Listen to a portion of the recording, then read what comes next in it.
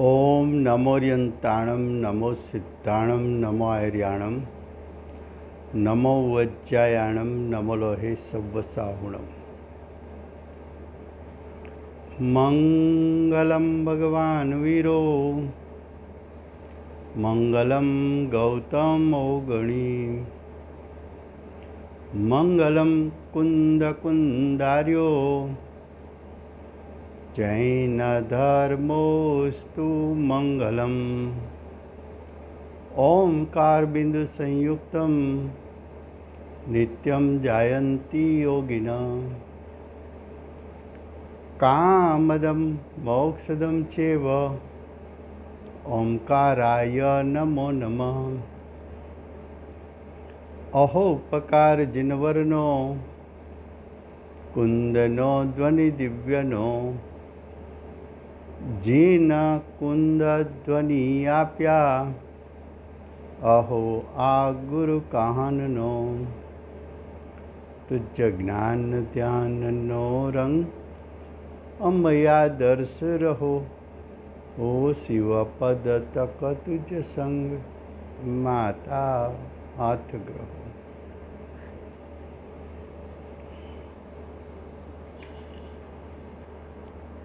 आ अष्टपाहुड़ नामनु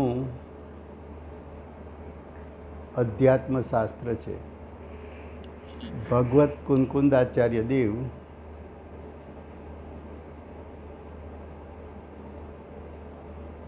अष्टपाहुड़ में प्रथम पाहुड़ दर्शन पाहुड़ की रचना करी है। दर्शन पाहुड़ में आचार्य भगवान मांगलिक करी अने प्रतिज्ञा करे छे। प्रतिज्ञा में आचार्य भगवंते कहूँ कि सर्वज्ञ परमात्माना मत अनुसार मोक्षनो जे मार्ग है तेनो जे यथाक्रम है ए यथाक्रम ने हूँ कहीश। तो मोक्ष मार्गना यथाक्रम में प्रथम सम्यक दर्शन की प्राप्ति।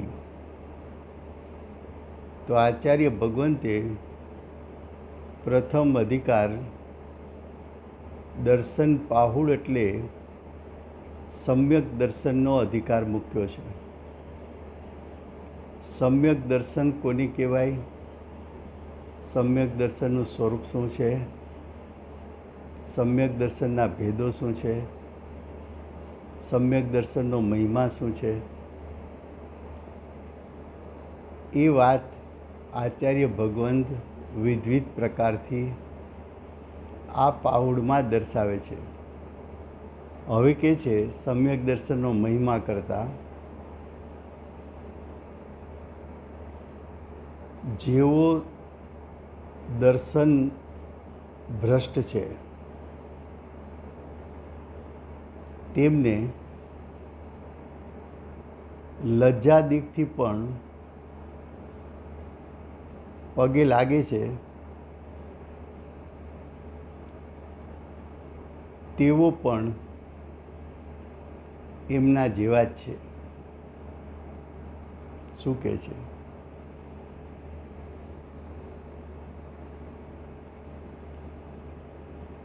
कि जे जीव ने सम्यक दर्शन की प्राप्ति नहीं पण शर्म ने कारणे लज्जा ने कारणे जे सम्यक दर्शन रहित है एमनो विनय करे एमने पगे लागे तो पगे लागनार पण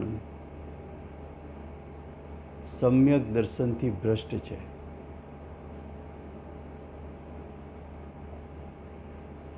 पाड़ोश में सत्यनारायण की कथा थाय छे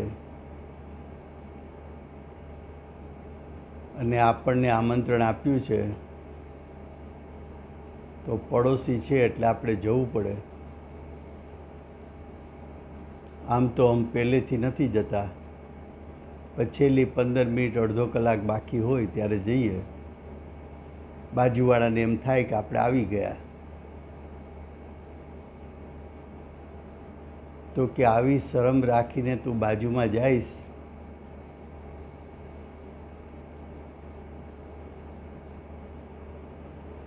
તો જે માર્ગ વિપરીત છે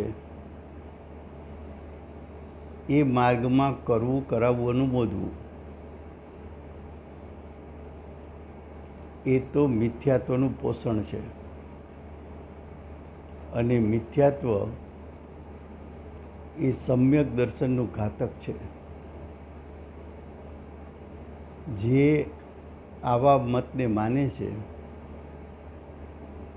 એ પોતે તો સમ્યક દ્રષ્ટિ નથી, પણ એમાં કરવું, કરાવવું કે અનુમોદવું એવી ક્રિયા કરનારા જીવો પણ મિથ્યા દ્રષ્ટિ છે. આ તો સ્થૂળ ભૂલ છે. અંદર પરિણામમાં રહેલી સૂક્ષ્મ વિપરીતતા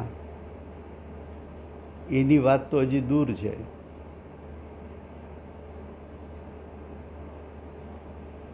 કોઈ ભૂવાને બોલાવે, ભૂવાને ધૂણાવે, દાણા છાંટે,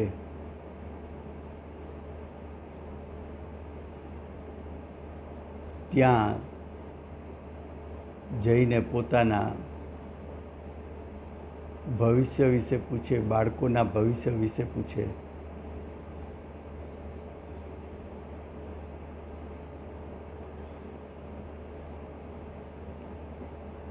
જે ભૂવાઓ ખરેખર મોટે ભાગે તો ભૂવાઓ એવા જોવા મળે કે જેમાં લૌકિક ન્યાય નીતિનું પણ પ્રમાણ જોવા ન મળે.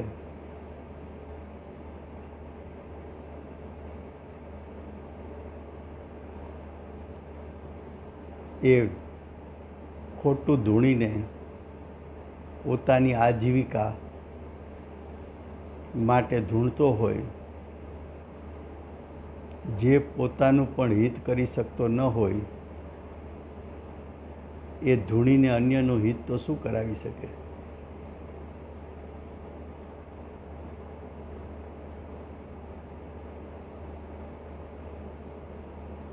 એને માતાજી આવે છે અને આપણે વિનય ન કરીએ તો માતાજી કૃપાયમાન થઈ જાય.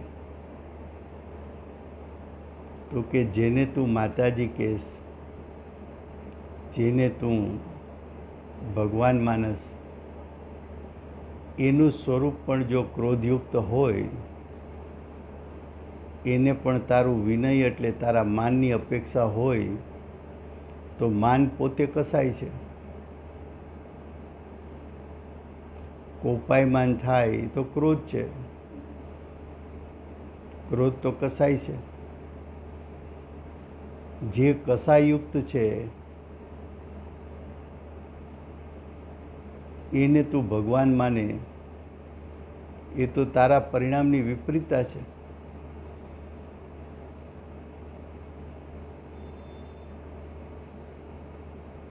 પણ હવે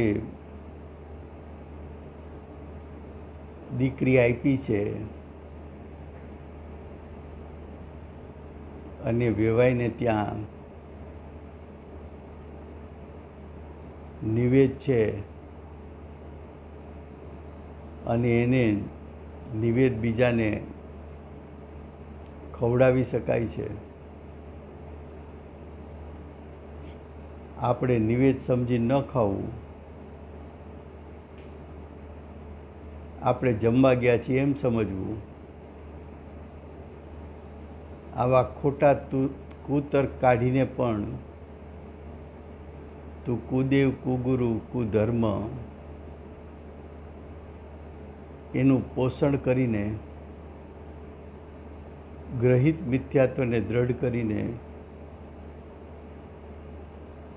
સમ્યક દર્શનનો ઘાત કરીને તું પરિણમે છે એનું ફળ ઘણું આકરું છે. તારા અસંખ્ય ભવ વધારી નાખે છે.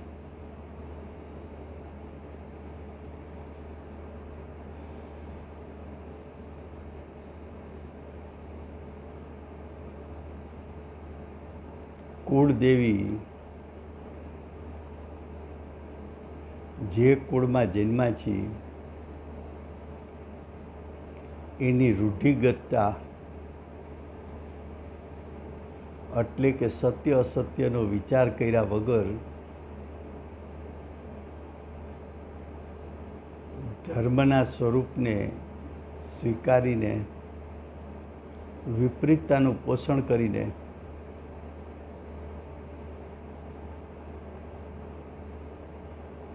તું સમ્યક દર્શનથી દૂર જાય છે. લૌકિકમાં તો $5-25 વસ્તુ લેવી હોય તો પણ તું બધી વસ્તુ તપાસે છે. કઈ કંપનીની વસ્તુ છે, કેવી ક્વોલિટી છે, કેટલું સક્સેસ થયેલ છે,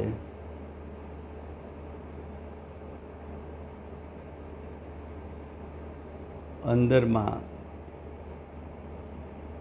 શું વસ્તુ વપરાયેલી છે,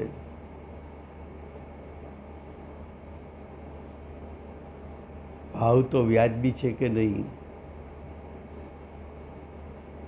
આમાં કોઈ સ્કીમ છે કે નહીં, આમાં કોઈ ડિસ્કાઉન્ટ મળે છે કે નહીં, આમાં કોઈ કૂપનનો ઉપયોગ થઈ શકે એમ છે કે નહીં. એક $5-25 ચીજમાં તો જ્યારે તું ધર્મ જેવી વસ્તુ જેનાથી તને સાદી અનંતકાળ સુખની પ્રાપ્તિ થાય અને તારા માથાને જાણે કે ₹5 નાળિયેર હોય એમ બધે વધેરી નાખ. કાંઈક તો વિનય વિવેક રાખ.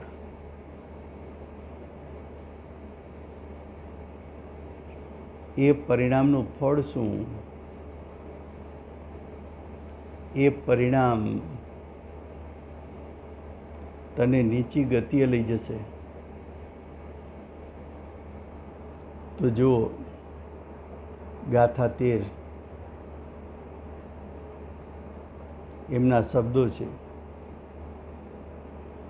વળી જાણીને પણ તે મને ગારવ શરમ ભયથી નમે તેને બોધિ અભાવ છે પાપાનું મોદન હોય ને.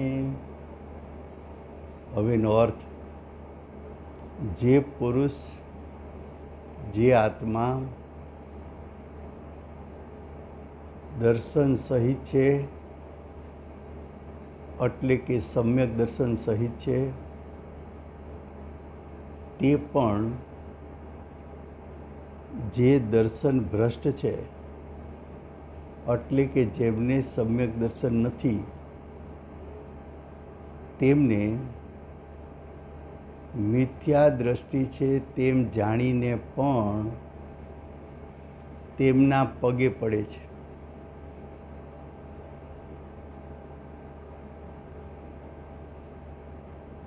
સમ્યક દ્રષ્ટિ મિથ્યા દ્રષ્ટિને પગે લાગે તો સમ્યક દર્શન ન રહે.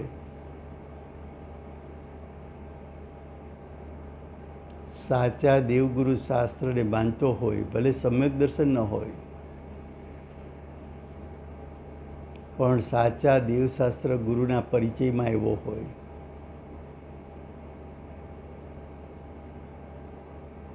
અને અંતરંગથી સવિકલ્પ દશામાં પણ તત્વનો અભ્યાસ ન કર્યો હોય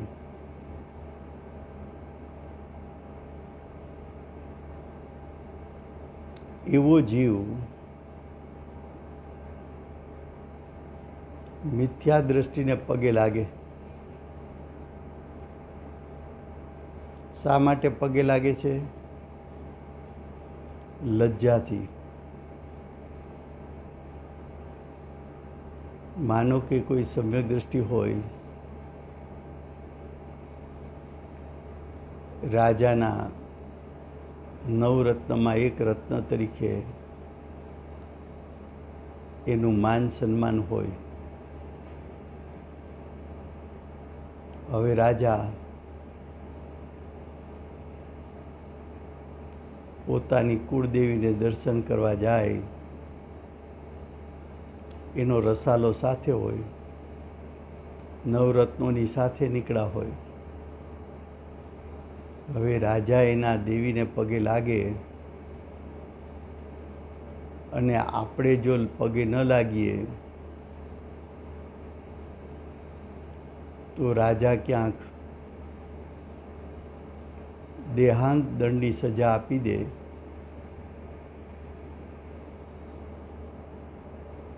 એવા ભયથી અથવા રાજા પગે લાગે છે તો એની શરમને કારણે પોતે પણ 3 યોગથી વંદન કરે,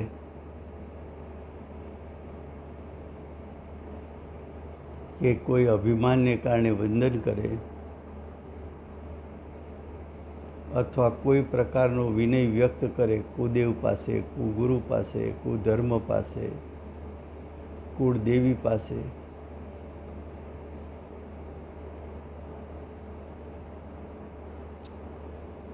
જો જીવ આવું કરે તો તેમને પણ બોધિ એટલે રત્નત્રય એટલે સમ્યક દર્શન જ્ઞાન ચારિત્ર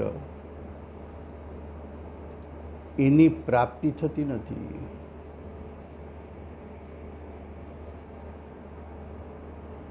એની પ્રાપ્તિ થતી નથી. કેમ થતી નથી? કારણ કે તેઓ પણ મિથ્યાત્વ કે જે પાપ છે તેનું અનુમોદન કરે છે.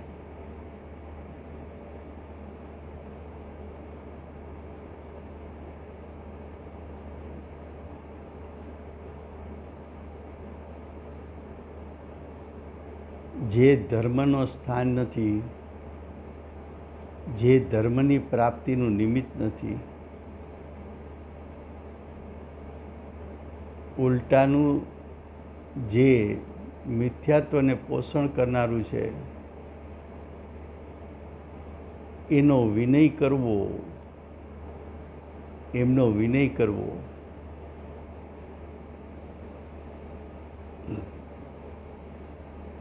એ વિનય કરવાથી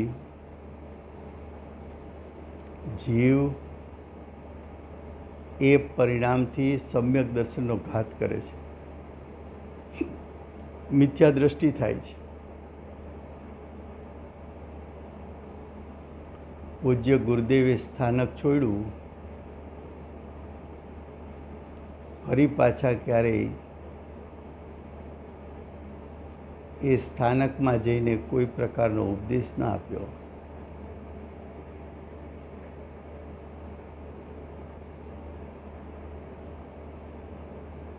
જે માર્ગ મિથ્યા છે, જે માર્ગમાં મિથ્યાત્વનું પોષણ થાય છે,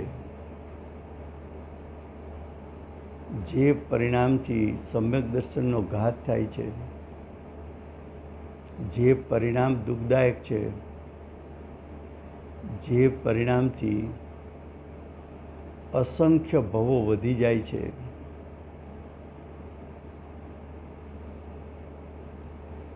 એવા પરિણામ સમ્યક દૃષ્ટિને હોઈ શકે નહીં. હવે આગળ કે છે, મિથ્યાત્વ કે જે પાપ છે, મિથ્યાત્વને તો મોટું પાપ કીધું. મિથ્યાત્વ કે જે પાપ છે મિથ્યાત્વને કારણે 70 ક્રોડાક્રોડીનો લાંબો બંધ થઈ શકે. એટલો લાંબો બંધ બીજા કોઈ ભાવથી થઈ શકતો નથી.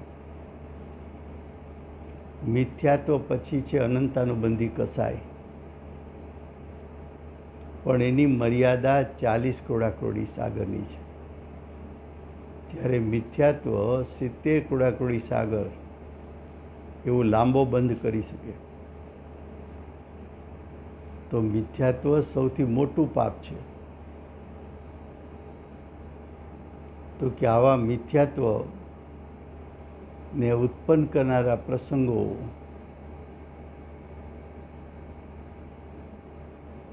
સમ્યક દ્રષ્ટિ જીવો એનાથી દૂર રહે છે.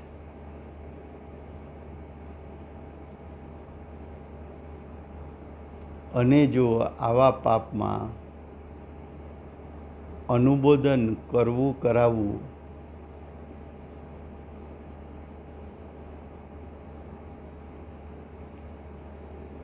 અનુમોદન કરે કરાવે કે અનુમોદે, બધાનું પાપ સમાન કહ્યું છે. મનથી કરવું કરાવવું અનુમોદવું, વચનથી કરવું કરાવવું અનુમોદવું અને કાયથી કરવું કરાવવું અનુમોદવું, બધાનું પાપ સમાન છે.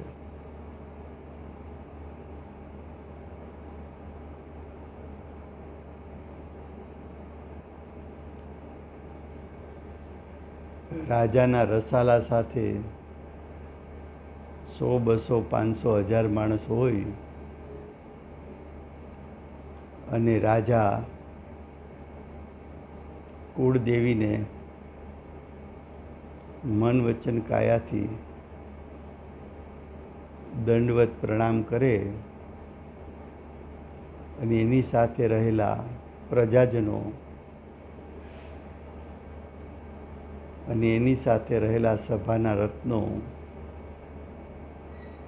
એ પણ મન વચન કાયાથી દંડવત પ્રણામ કરે અને આપણે એક બાજુ એકલા ઊભા હોઈએ તો આપણે સ્વચ્છંદી લાગીએ, આપણે ઉદ્ધત લાગીએ.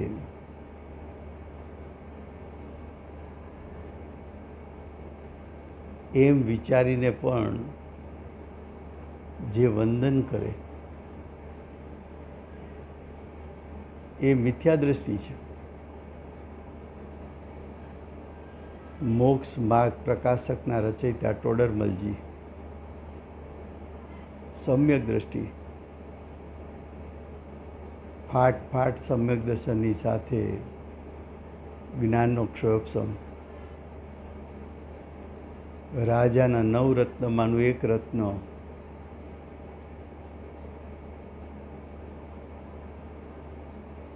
નાની ઉંમર, અનેક શાસ્ત્રોનો અભ્યાસ, ગોમટસાર જેવા કઠિન શાસ્ત્રો, એની ટીકા રચનાર,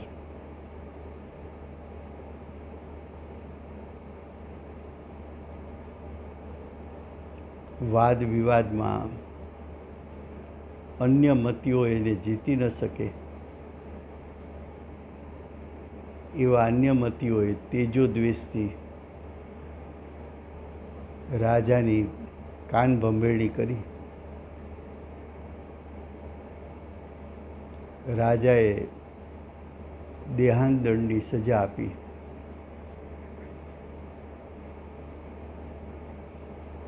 હાથીના પગ નીચે કચડાવી નાખવા. એક સાધક, એક મોક્ષ માર્ગ પર ચાલનારો જીવ, સમ્યક દ્રષ્ટિ જીવ, રત્નત્રયનો ધારક, આત્માનું સ્વસંવેદન કરનાર, મોક્ષ માટેનો જેનો અંતરંગ પુરુષાર્થ ચાલે છે, સમ્યક દ્રષ્ટિ પ્રતિ સમય મોક્ષથી નજીક જનારો જીવ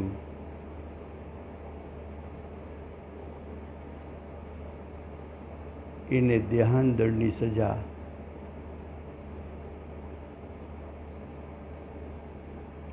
હાથી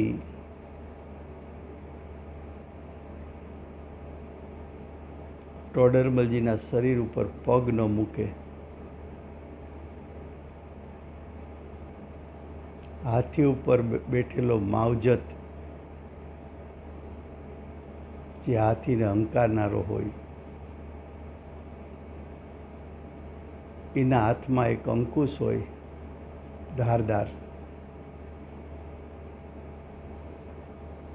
હાથીને પગ નીચે મૂકીને મારવા માટે માવજત તીક્ષ્ણ અંકુશ હાથી ઉપર મારે. એ જોઈને ટોડરમલજી સ્વયં બોલ્યા, હાથીને સંબોધીને બોલ્યા કે તું તો રાજનો નોકર છો,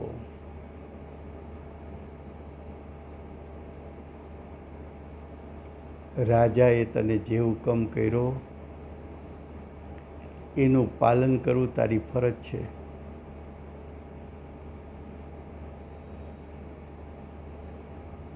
હાથીના દુઃખને પણ જે ન જોઈ શકે અને પોતાનું મરણ સામે હોય તો પણ હાથી પ્રત્યે પણ કરુણા,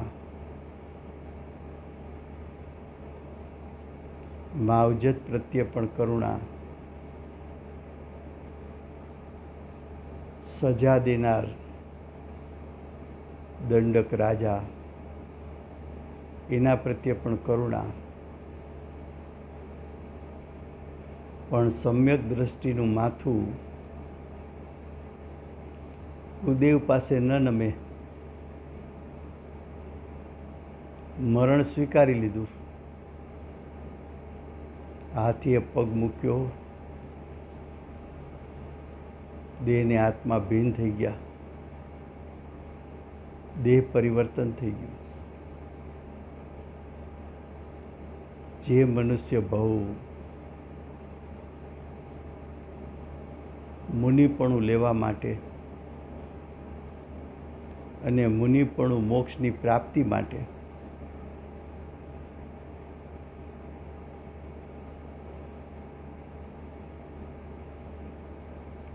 રાજાની લજ્જાથી કે રાજાના ભયથી પોતાનું શિર કુદેવ, કુગુરુ, કુશાસ્ત્ર પાસે નમે નહીં, તો કે છે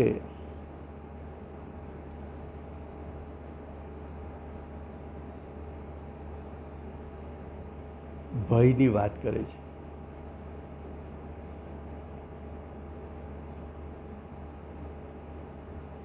કે રાજાએ જેને માન્ય કર્યું છે અને જે મંત્ર વિદ્યાથી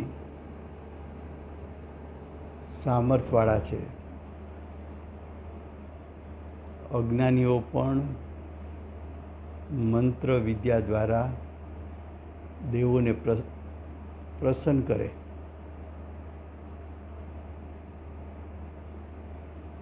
પણ જ્યાં જ્ઞાનીનો અભિપ્રાય હોય કે એક દ્રવ્ય બીજા દ્રવ્યનું કંઈ ન કરે,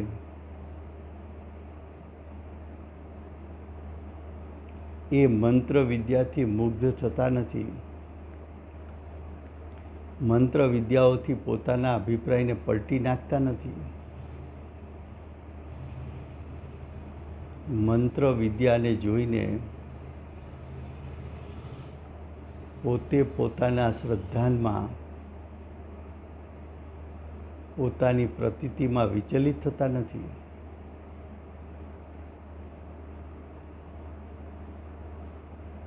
તો કહે છે કે આવા રાજ્યએ જેને માન્ય કર્યા છે મંત્ર વિદ્યાવાળા, મંત્ર વિદ્યાથી યુક્ત છે, માટે આનો વિનય નહીં કરીએ તો અમારા ઉપર ઉપદ્રવ આવશે, આફત આવશે. આવા ભયથી જો વિનય કરે તો સમ્યક દર્શન નાશ પામે, ધર્મનું મૂળ નાશ પામે, સમ્યક દર્શન વમી જાય, જ્ઞાયકની શ્રદ્ધા છૂટી જાય, જ્ઞાયકની પ્રતીતિ છૂટી જાય, જ્ઞાયકથી વિમુખ થઈ જાય, જ્ઞાયકથી ચ્યુત થઈ જાય. હવે અભિમાનના પ્રકાર બતાવે છે. અભિમાનને કારણે પણ જ્ઞાનીઓ, પહેલું તો એ કે જ્ઞાનીઓને એવું અભિમાન હોતું નથી. હવે કે છે ગારવ 3 પ્રકારે કયા છે.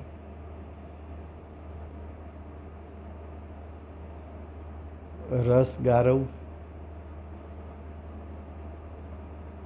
રસ ગારવ એટલે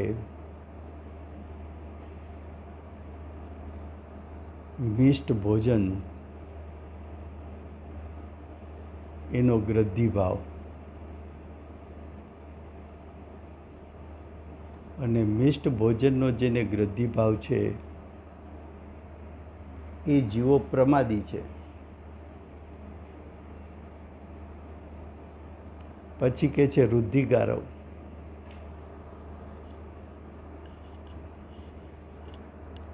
કોઈ રુદ્ધિઓ પ્રગટ કરી તપના પ્રભાવથી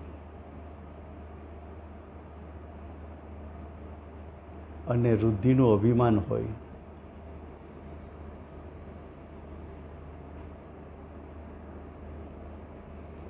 અને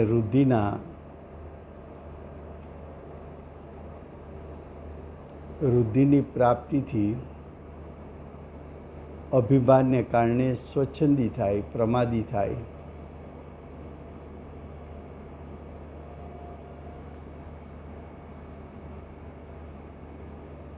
ત્રણ પ્રકારના ગારવ: રસ ગારવ, રુદ્ધિ ગારવ અને સાતા ગારવ. સાતા એટલે શરીર નિરોગી મળે, નિરોગી અને બળયુક્ત મળે.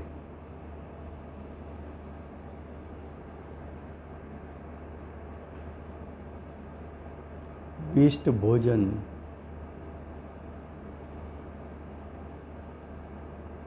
એને ગ્રહણ કરીને પ્રમાદી થાય. રુદ્ધિની પ્રગટતા કરીને અભિમાન કરીને સ્વચ્છંદી ઉદ્ધત થાય.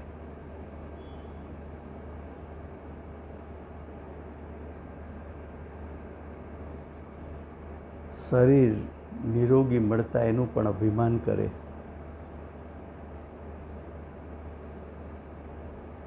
આ બધા અભિમાન ક્લેશના કારણ છે.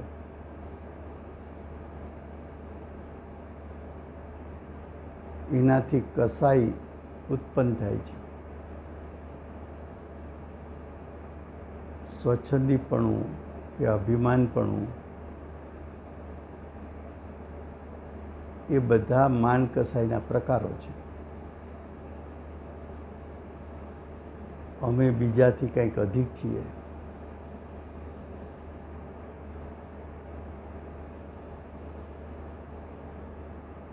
જ્યાં સુધી આવા ક્લેશ એનાથી રહિત ન થાય ત્યાં સુધી સુખ શાંતિ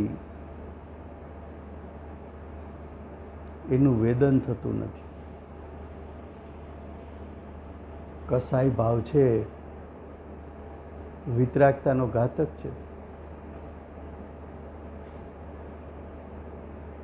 કસાય ઉત્પન્ન થયો તો વિતરાગતા ઉત્પન્ન ન થઈ શકે.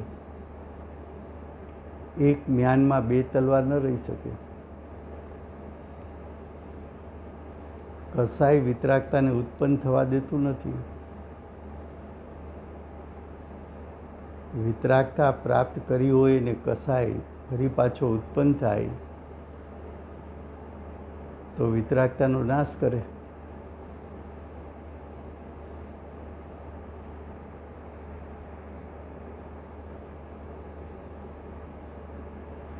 આવા અભિમાનથી અભિમાનની મસ્તીમાં અભિમાનના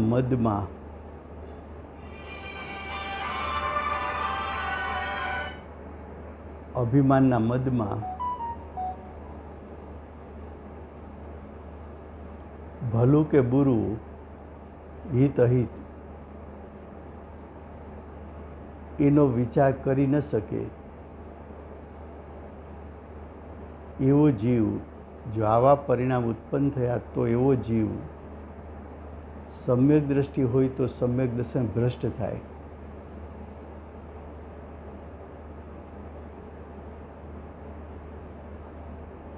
અને ક્યારેય મિથ્યા દ્રષ્ટિ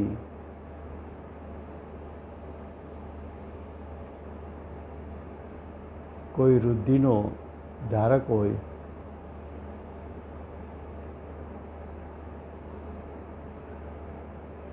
નિરોગી શરીર, બળવાન શરીર હોય અને એનાથી પ્રભાવિત થઈને જે જીવ એનો વિનય કરે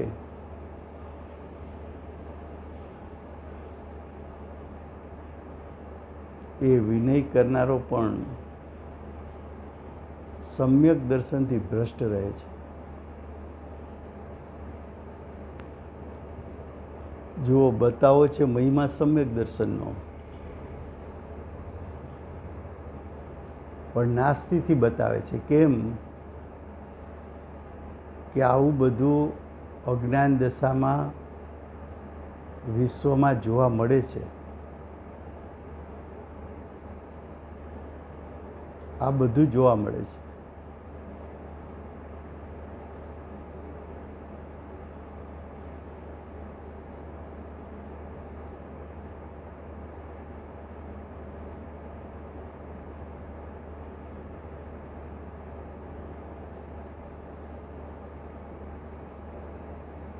હવે કે છે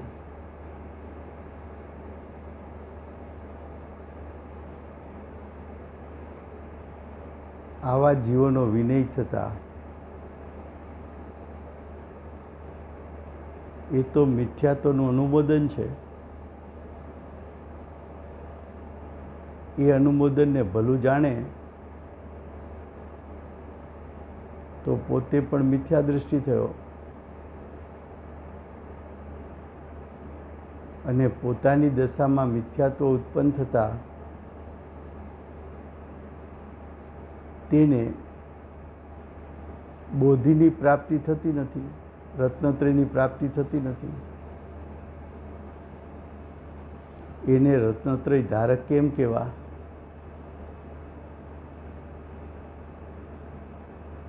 હવે ગાથા 14.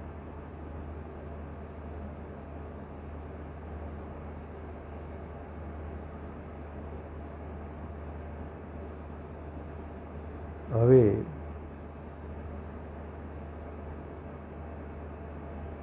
ખરેખર સાચા સમ્યક દ્રષ્ટિ, સાચા મુનિ,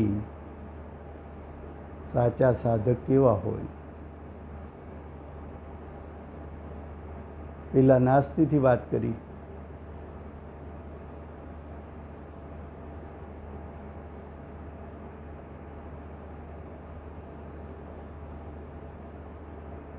પેલા નાસ્તિથી વાત કરી. હવે અસ્થિથી સ્વરૂપ બતાવવું છે.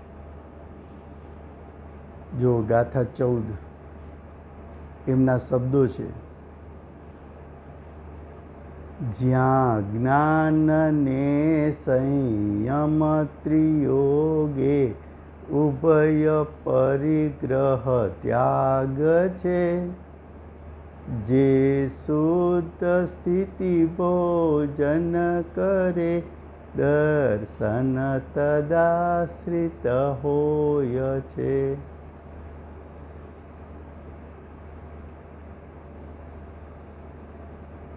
શું કહે છે? જ્યાં જ્ઞાન અને સંયમ મન વચન કાયાથી પ્રાપ્ત થયું છે,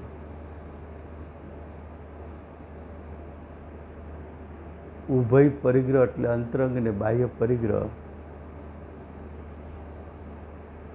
એમનો જેને ત્યાગ વર્તે છે, જે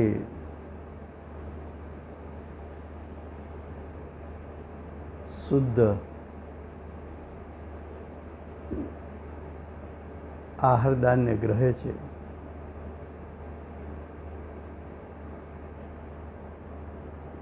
આવું સ્વરૂપ જેણે પ્રાપ્ત કર્યું છે,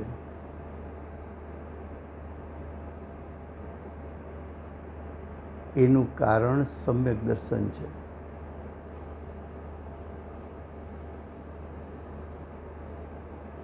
જો એનો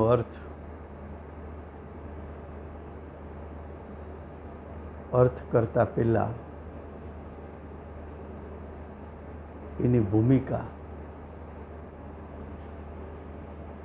સમ્યક દર્શન, સમ્યક જ્ઞાન,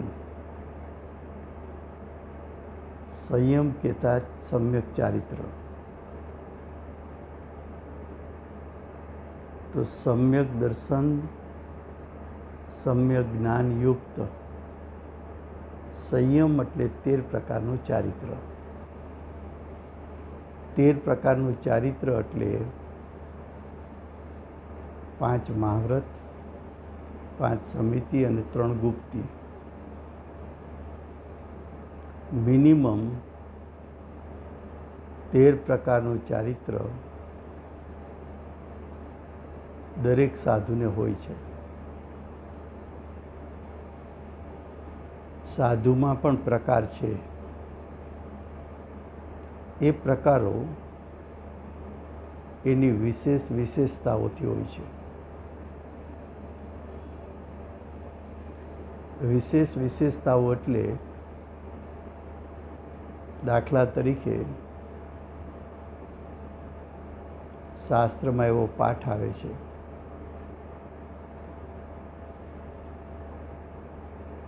કે શબ્દ બદલવાથી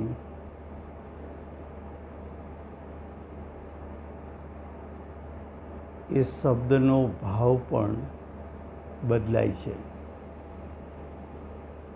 એક શબ્દ નહીં નામની નહીં છે. તમે શબ્દ બદલાવ્યો તો એનું વાચ્ય બદલાય છે. એનો અર્થ શું? તો કે દાખલા તરીકે સાધુ માટે તમે મુનિ શબ્દ પ્રયોગ કરો,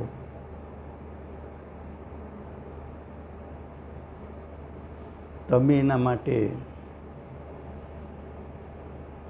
ઋષિ શબ્દ પ્રયોગ કરો,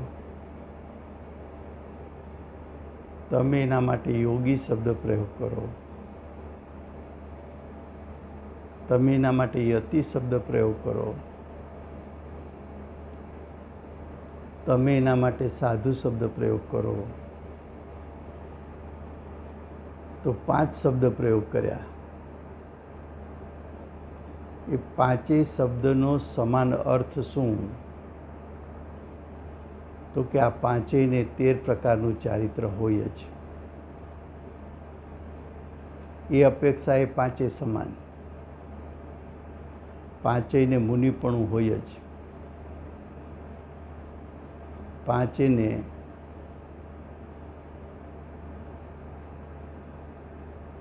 અઠ્યાવીસ મૂળગુણનું પાલન હોય જ. 5 વન જંગલમાં રહેતા જ હોય. 5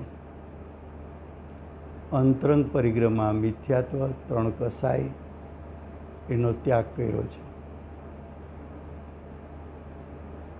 5 બાહ્યમાં 10 પ્રકારનો પરિગ્રહનો ત્યાગ કર્યો છે. આ પાંચેયનું સામાન્ય સ્વરૂપ કે આટલું તો હોય જ. હવે બધાને સાધુ નહીં કહેતા, તમે કોઈને મુનિ કીધા તો મનન કરે તે મુનિ ત્યાં એમ લીધું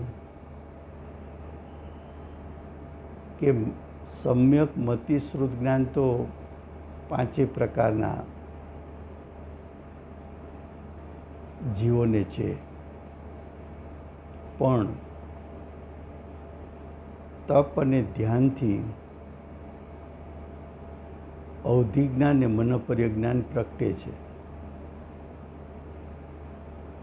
તો પાંચે પાંચને, મુનિને, ઋષિને, યોગીને, યતિને અને સાધુને, પાંચેયને અવધિ અને મનોપર્ય જ્ઞાન હોય એવો નિયમ નહીં.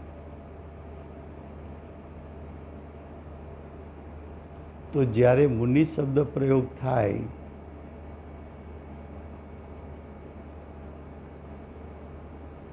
એ સામાન્ય અર્થમાં મુનિ શબ્દ પ્રયોગ છે કે વિશેષ અર્થમાં મુનિ શબ્દ પ્રયોગ કર્યો છે, એ જ્યાં જે વિષય ચાલતો હોય ત્યારે વિચારવાનું રહે. વિશેષતા બતાવી હોય તો સમ્યક મતિ શ્રુત અવધિ અને મનોપર્યના ધારક એને મુનિ કહેવાય. હવે ઋષિ કયો તો 64 પ્રકારની વૃદ્ધિઓ એ પણ તપ ને ધ્યાનથી પ્રગટે છે. પણ પાંચેય પ્રકારના મુનિઓને 64 પ્રકારની વૃદ્ધિ હોય એવું જરૂરી નથી.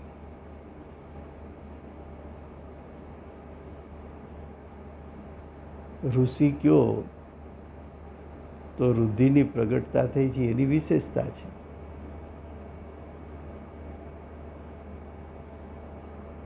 યોગી કયો તો જેમણે 5 ઇન્દ્રિય અને મન દ્વારા બાહ્ય વિષયોની એકાગ્રતાનો ત્યાગ કરી દીધો છે, એવું દર્શાવવું હોય ત્યારે યોગી શબ્દ પ્રયોગ થાય. અને યતિ શબ્દ પ્રયોગ કરો તો યતિ એટલે યત્ન કરનાર, યત્ન કરે તે યતિ.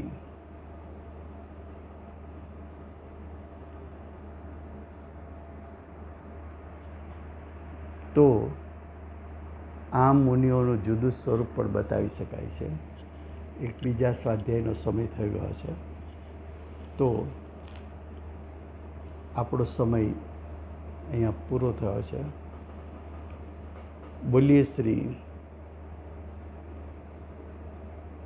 સાચા દેવશાસ્ત્ર ગુરુનો જય હો. અષ્ટજીડવાળી માતનો જય હો. પરમ દિગંબર જયંતર બનો જય. જય જીનેન્દ્ર.